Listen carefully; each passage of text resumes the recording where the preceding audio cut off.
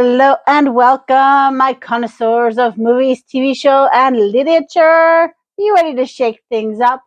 You may come loop galaroo, and you are here to feast on my opinion of all things movie, TV, and book. And Hubris, thy name is human. I had decided to restart another series that was an inclusive multiverse long before it was cinematically cool. And that is the Godzilla verse. Sadly, I cannot get my paws on the black and white ones. I want to own the original classics. So I have to be watching the new ones. All of them. Well, at least the first 5. There's like a Godzilla -1 and a Monarch television series, which I haven't watched. So, I started with Kong Skull Island, moved on to the Ken Watanabe Godzilla, Godzilla King of Monsters, Godzilla vs. Kong, and Godzilla Kong New Empire. This one just recently came out on DVD. And it'll be a very sad day in the world when solid media like this goes away. Now, in each one of these movies, the first 4, there is a human being who very arrogantly, the hubris of a human being, the pride that is so destructive it will destroy you. That is the hubris of the human being. They believe that as a man, and yes, except for Emma in Godzilla King of Monsters, all of these people who believe this are men.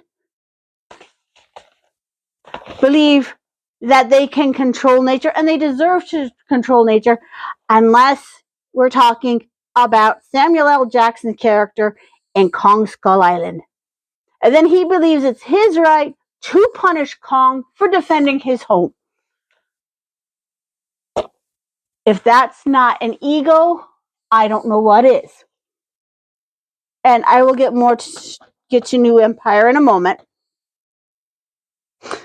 Now, in starting with Skull Island, John Goodman's character is a member of a science organization called Monarch that has been studying the titans, the animal titans, forever and a day.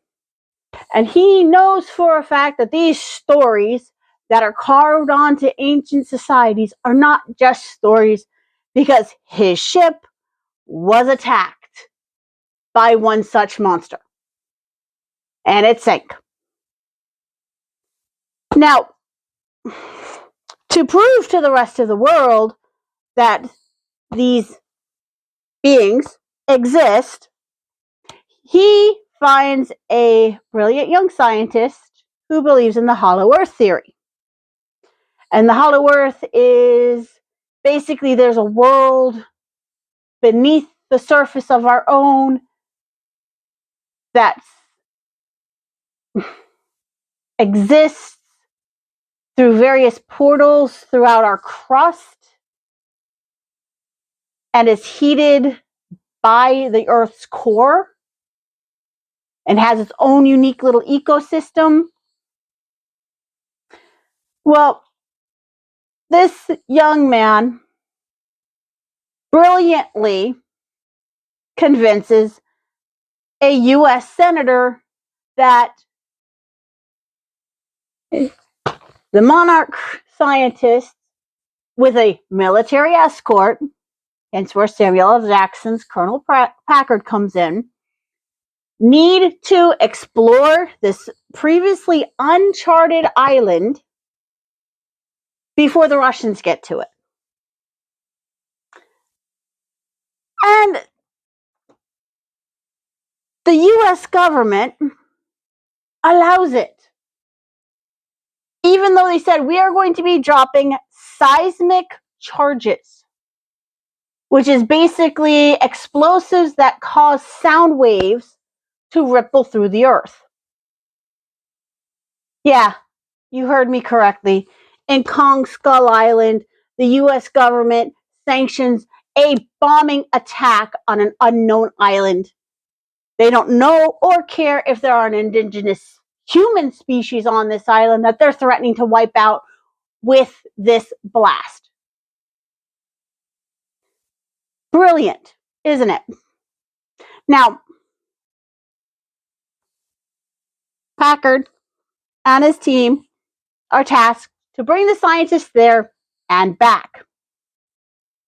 Well, within the first 3 minutes of meeting Packard and seeing how he interacts with being told that Vietnam is over, you know there's something not quite hinged in his brain. And unfortunately, he is the type of soldier that never leaves the war zone in a destructive, enemies are everywhere, we should not have left until the job was done sort of way. Thus, he is looking to pick a fight with anything and everything. Man needs a lot of serious help that he refuses to get because he sees nothing wrong with his mentality. Unfortunately, therapy only works if you want help changing yourself. You cannot force others to change by going to therapy. You have to want it and work on it yourself. And Packard thinks he is thoroughly justified in being bitter that we left Vietnam the way we left it. Now, they pack enough explosives to cause a lot of problems on this relatively small island.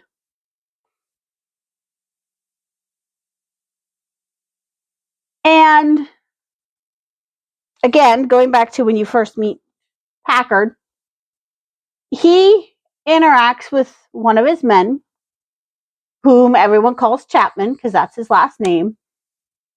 And he asks, Chapman, what are you going to do now that we're being decommissioned and we're being sent home? I've got my wife, I've got my kid, I've got a job lined up. What about you, sir? Radio silence. Colonel doesn't say nothing about it. Now, that interaction, that conversation with Chapman becomes very important later on in the show. Because when Kong rightly defends his home from this unprovoked attack, he scatters or destroys all the helicopters they used to get to the island by going through these massive storms. Chapman's helicopter has all the munitions and it crashes over here. Everybody else crashes over here closer to the exit, or no, Chapman crashes over here. Everyone else crashes over here closer to the exit point over here. Well, Packard says, we're not leaving without Chapman. We're not leaving without Chapman. We're not leaving without Chapman. Which is a brilliant philosophy until he learns the truth that Chapman was killed by one of these skull crawlers. And yes, run away from me, I swear. But from these skull crawlers.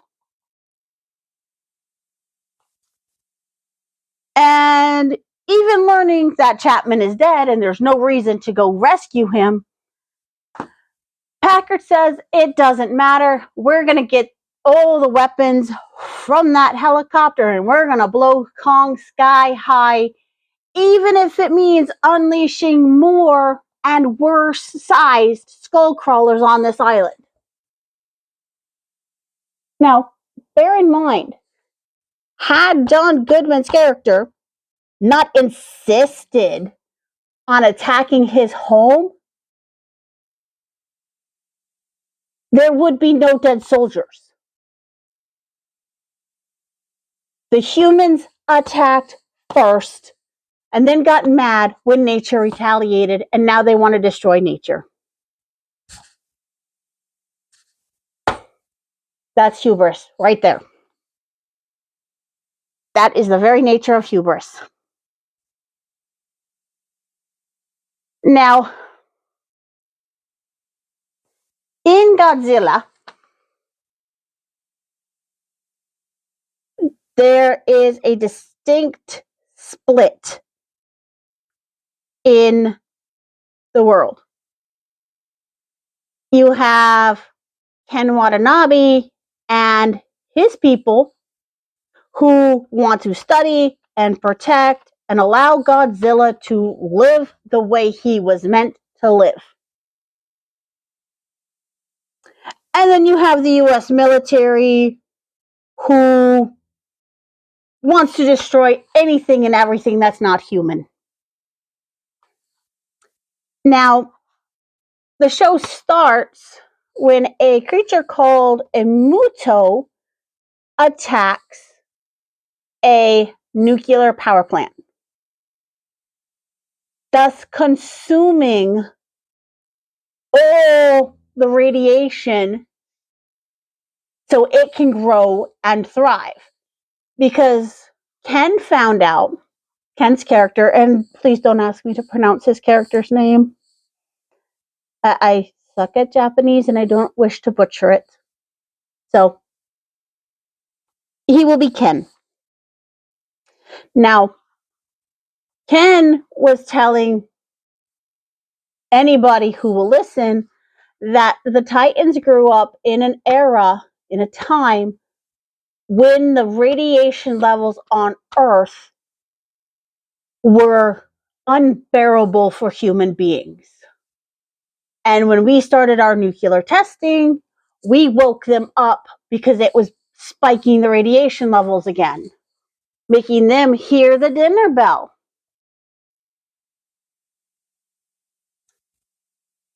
And we tried to kill them with all of our atomic testing, and it failed because all it did was make them stronger.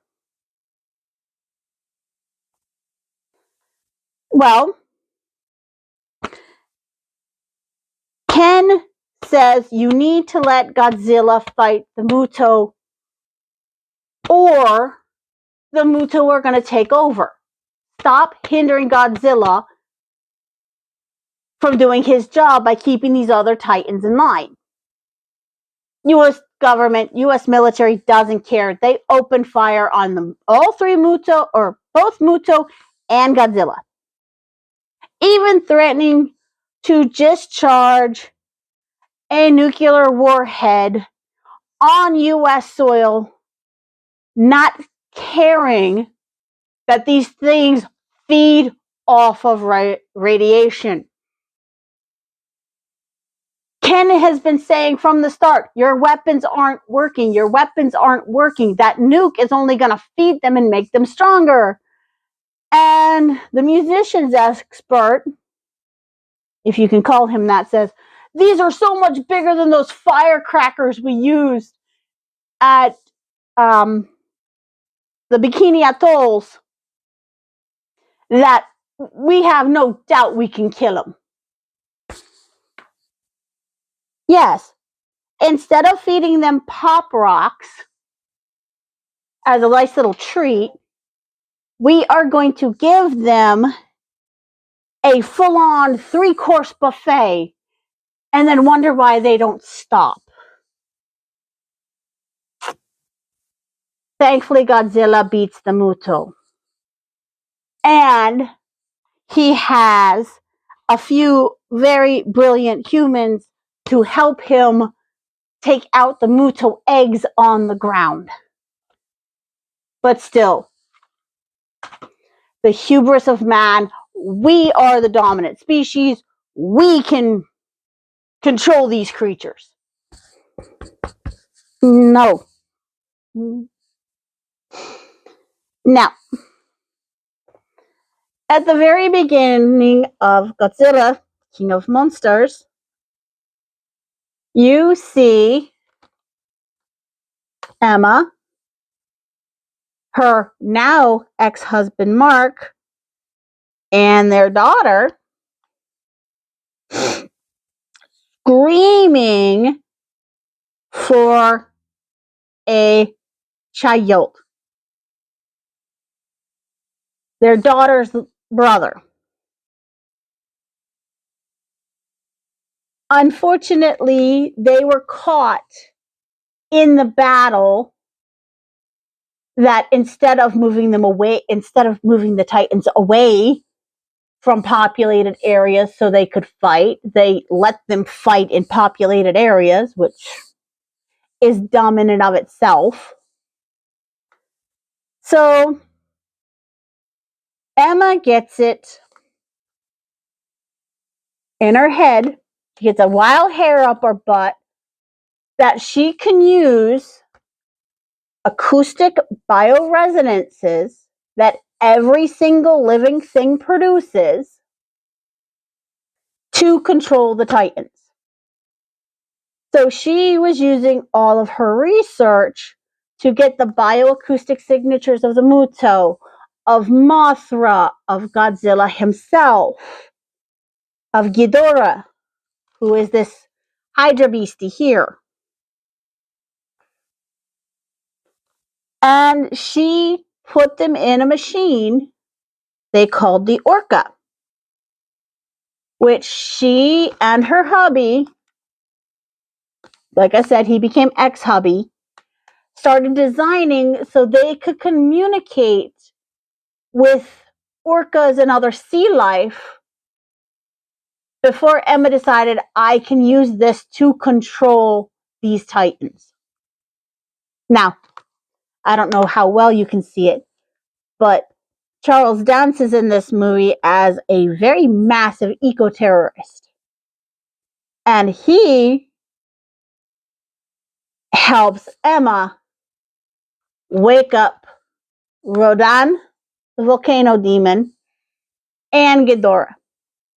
Now, what's funny is that when the Orca is turned on, depending on which frequency is used, depends on or dictates how the Titans react.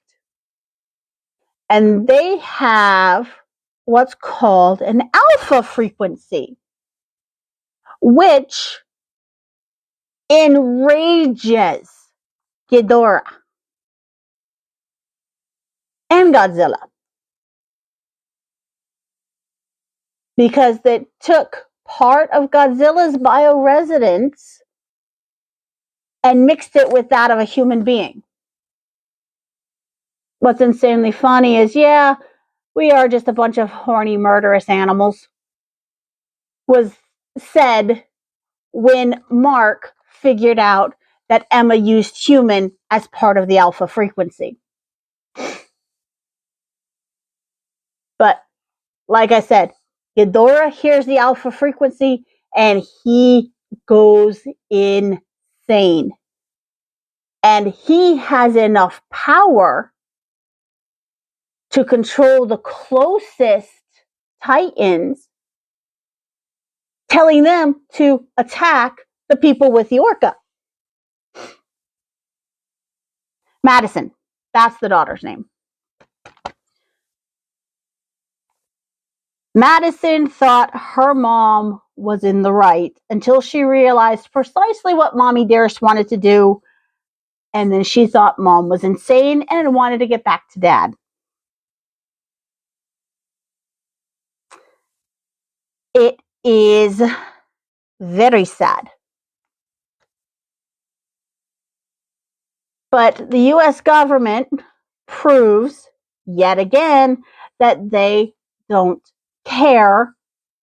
They're going to shoot at both Godzilla and Ghidorah and Rodan. Thankfully, they don't shoot at Mothra, which is kind of funny, really. But they came up with a bomb that depletes the oxygen in a 2-mile radius. It just sucks the oxygen out of the area. Ghidorah is not from Earth.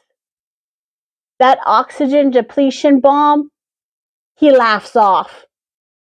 And using Godzilla's weakness, and oh god, that was a nasty sucker punch from the humans, to rally and wake up all the other Titans. Which surprised Charles's character. Because he's standing next to Emma going, I thought we were going to wake them up one at a time. I'm not the one waking them up. He is.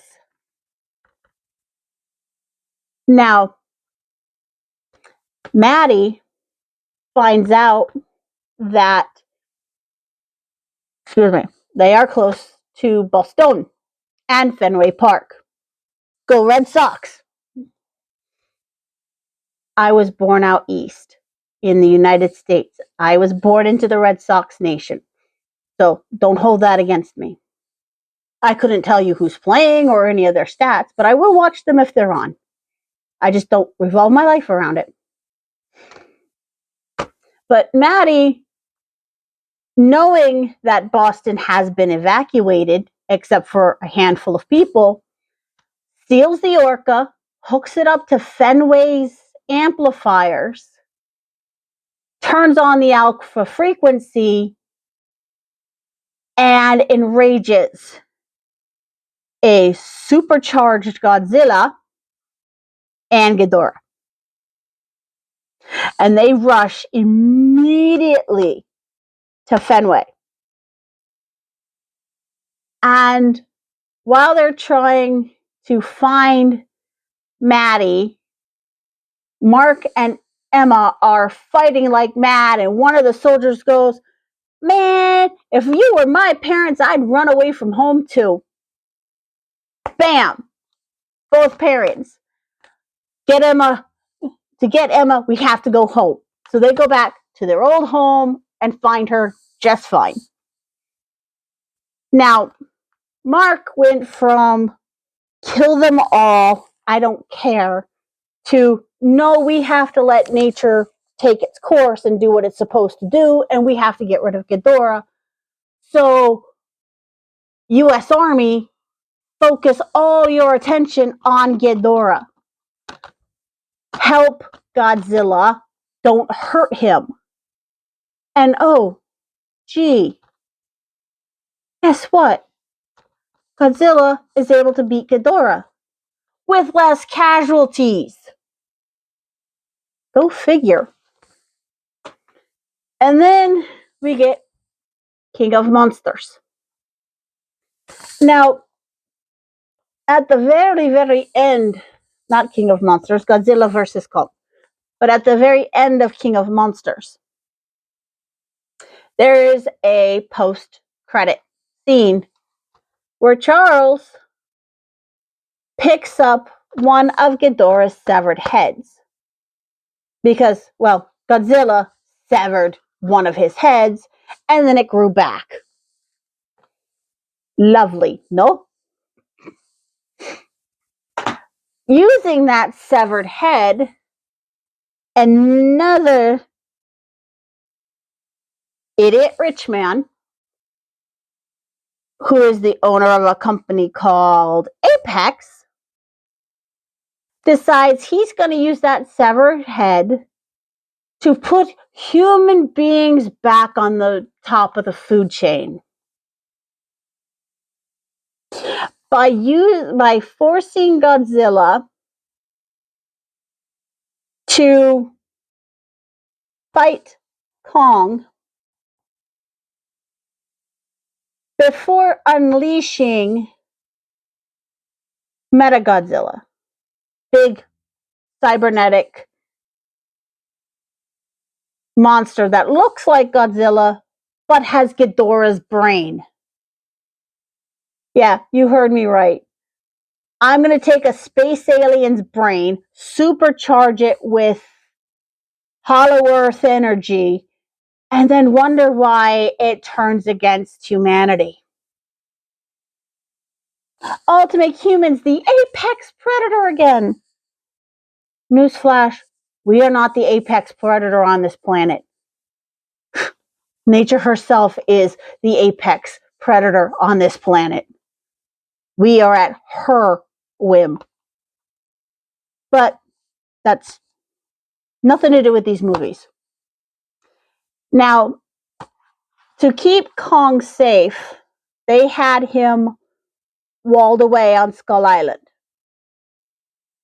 And they decide they're going to bring him to an opening that would lead them to the Hollow Earth. Now, there is one survivor of the Iowa tribe that Packard was trying to condemn to death in Skull Island. But that particular tribe was wiped out by a massive storm, leaving a sole survivor who, like her ancestors and her parents, can't speak, but can communicate telepathically, specifically with Kong. And he protects that little girl as if she were his own daughter, which is really sweet. So while they're trying to get him to the Hollow Earth, Godzilla's like, oh, heck no. I don't want another top dog in my territory. So he tries to go after him. The instant the two find out that Godzilla protects the world above, while Kong protects the world below, and they're actually two halves of the same coin, they work together to fight Mechagodzilla. It's awesome. You have to see the fight. Now, again, all their problems come about because one person started sending off, hey, I'm a threat to you, Godzilla, flares. And then, like any good crybaby bully, oh my God, they hit me for no reason. We have no idea why Godzilla attacked us unprovoked. It worked. Yes, he's going to come after it every time we turn it on. So we'll be able to test it once we get enough power for it. You don't. That is a good way to get your butt handed to you. Now, in New Empire, the little one that was the sole survivor of Skull Island is now grown up and trying to live her life in the modern world. So she's learned sign language. She taught Godzilla sign language. However, the Inuit tribe came from the Hollow Earth. So the original tribe is still down there, and they start sending her messages of, hey, we need help. Because this red chimpanzee right here is a flippin' monster, and we need help. So when Kong finds out what's going on, he tells the little one, I need to get Godzilla. I cannot beat this chimpanzee on my own. And oh, gee, she needs to wake up Mothra to get Godzilla to stop.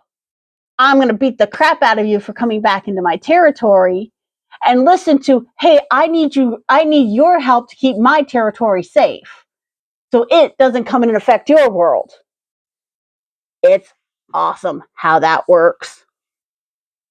And I was able to call part of the ending, which was fabulous. I love being able to call the endings of movies or getting close to the ending of movies. But these are my opinions about humans as antagonists, either directly or indirectly, when it comes to our pride and how we deal with things we can't control in terms of nature. Feel free to disagree. And remember, kindness is the key to understanding. So be kind to me and be kind to each other in the comments as you discuss whether you have seen any of this verse. Will you see this verse? Will you avoid it because I just gave away 90% of the plot line? Please don't. They are worth watching if you just sit back and enjoy them without, it's nothing like the original. Well, no crap. Nothing's like the original. Because there's different people filming it. Find the like button and tend to whatever injuries it may have sustained from overuse. Find the subscribe button and rescue it from zombies. Smack the bell so you get your notifications and you draw the zombies away from you. The subscribe button and the like button as you run away to safety. And I'll see you in the next one. Bye.